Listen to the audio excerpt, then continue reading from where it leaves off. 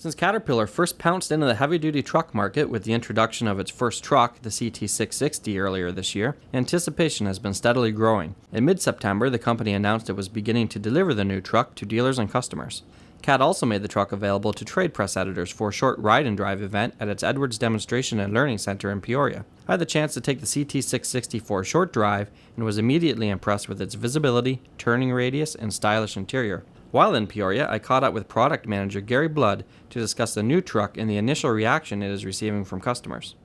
I think if it's anything like our first experience is, people sit in the cab of this truck, they take a quick look around, and then you see the wheels turning in their head about what they like about it. Probably one of the best examples, we had a customer that really wasn't interested in buying the 660, more interested in the 680, but as he looked around, he was just really impressed by this interior and said, we might have to buy a couple of these, and we've had some subsequent discussions with them. But I think the overall, what I'll call industrial premium luxury interior on this vehicle is one of those things that drives people. They immediately see how easy it is for the ergonomics of it. The other thing, once they're in the truck, they immediately know the visibility over the hood is one of those attractive features. And it really speaks Cat. It looks tough, robust, and so forth, and that carries through. There's some unique options to this truck, most notably the transmission. What should people know about the CX31?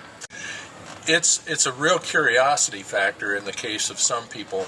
What we are seeing is that owners readily admit that the talent out there, while the intentions are good as a driver, they want to be safe, they want to take care of the equipment, it's that skill set that's missing, because up to this point in their life they haven't had to operate a non-synchronized 18-speed transmission. So having the ability to drive a truck safely, to be in congested traffic, to be on a work site where there are construction workers there pouring cement, whatever, this is pretty critical. So this gives the buyer that opportunity to make that next step.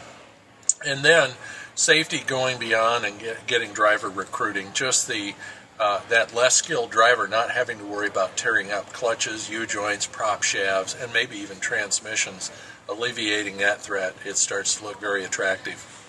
And finally, this truck looks like it's going to be a great fit for the Canadian market. Do you see it being successful there?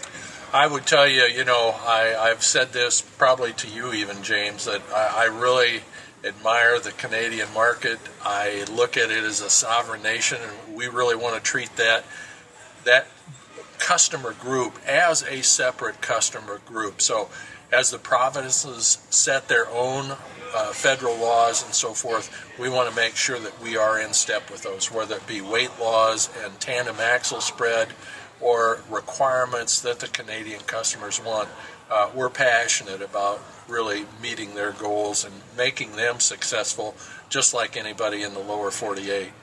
For a full report on the CT660, check out the November issues of Truck News and Truck West.